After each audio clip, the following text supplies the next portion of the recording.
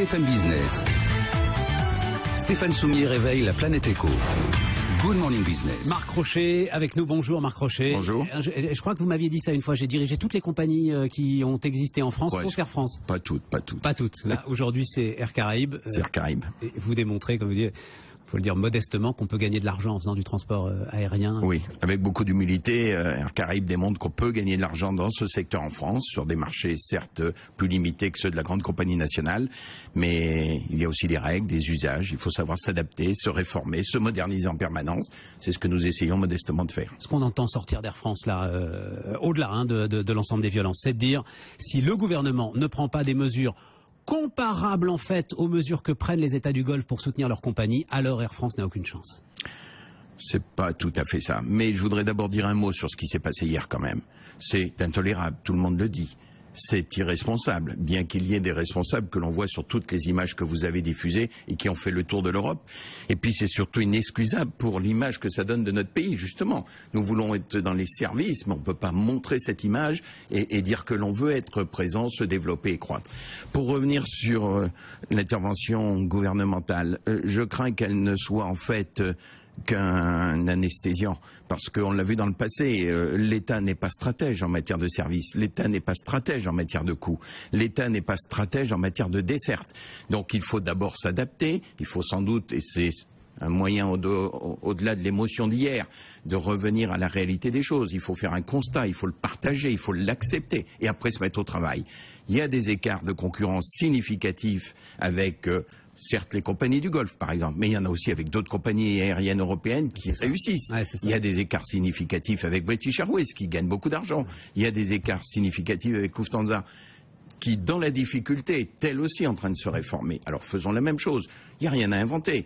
C'est compliqué, c'est beaucoup d'humain, c'est beaucoup de social, mais je pense qu'il y a des moyens de sortir de cette crise et il faut en sortir. L'excuse Emirates sursubventionné, l'ensemble des rapports qui sont sortis là au printemps dernier est une excuse qui, à l'étude et à l'examen, ne tient pas. Voilà ce que vous nous dites. C'est une des peut-être en partie. Mais exactement, c'est une des raisons, c'est pas la seule. Je veux dire que les compagnies du Golfe sont des concurrents redoutables, mais ils offrent une excellente qualité de service, ils offrent de bons tarifs, ils offrent une desserte aérienne. Oui, mais parce qu'on leur paye le carburant, vous comprenez, oui, ils peuvent se le permettre à partir de là, ils payent pas le carburant. Pas tout à fait. Tous les gens qui se posent à Dubaï payent le carburant aussi.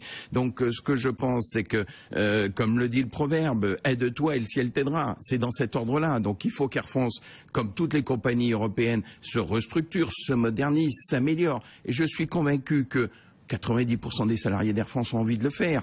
Mais encore faut-il du courage. Oui, mais ça veut dire faut-il avoir une vision. Et ça, c'est à construire et c'est à reconstruire, sans doute. Ça veut dire qu'il faut qu'ils fassent alors ce mot-là, un sacrifice. Il y a un réel différentiel. Vous connaissez toutes les grilles de salaire, Marc Crochet, j'en suis absolument sûr.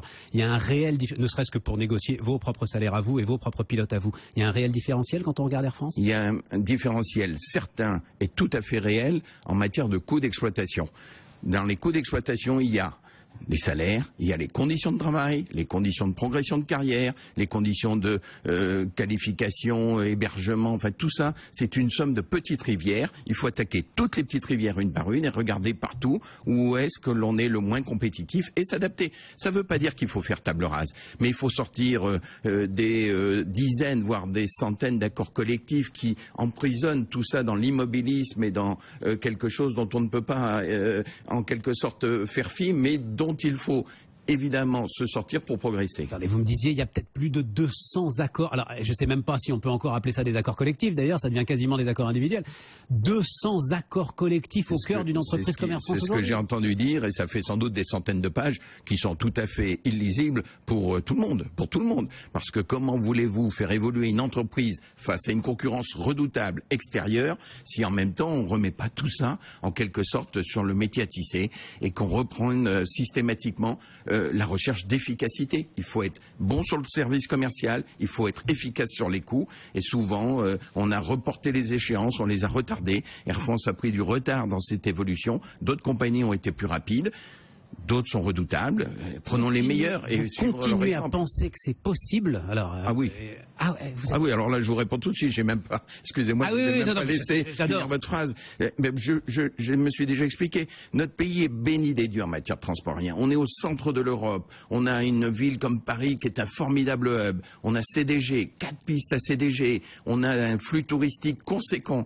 Il n'y a pas de raison qu'on réussisse pas dans le transport aérien. Si on échoue dans le transport aérien, c'est qu'on est vraiment mauvais. Donc il faut faire cet effort, il faut se remettre au travail, il faut être courageux, et puis soyons clairs, il faut avoir de la volonté de toutes les parties présentes autour de la table. c'est étonnant hein, parce que c'est comme les marins quand même, Marc Rocher. Les marins ont disparu, les marins français Non. ont disparu. Oui, ben voilà. Ne suivons pas cet exemple. Voilà. Qu'on le veuille ou non, c'est quand même un concurrent Air France. Mais ça vous touche. Ah ben ça me touche. Ça vous bouleverse. parce que C'est un symbole, c'est quelque chose Je suis un patron de d'important. compagnie aérienne et que je pense être aussi un citoyen. Donc je formule les vœux de succès les plus sincères pour qu'Air France réussisse. Parce que si Air France réussit, c'est le transport aérien français qui réussira. Et ce sont aussi les autres compagnies. Il y a un effet de ruissellement. Comment ça, si Air France réussit, c'est le transport aérien françait qui réussit? Bien entendu, parce que ça attirera encore plus de gens sur Paris. Ça donnerait une image de notre pays qui soit une image positive, qui soit une image d'avenir, une image de progression et non pas celle que nous avons vue depuis hier soir sur vos écrans, qui sont quand même catastrophiques, disons-le. Et qui sont à la une, mais ça vous en Bien vous entendu. les connaissez mieux que nous, de l'ensemble de la presse anglo-saxonne ce matin. Elles sont inexcusables. Dès qu'ils peuvent recharger les boulets de Wellington, ils rechargent les canons de Wellington. Malheureusement, attendez, franchement. oui, j'aime bien l'expression historique. Je crains qu'on leur ait fourni un peu facilement les boulets.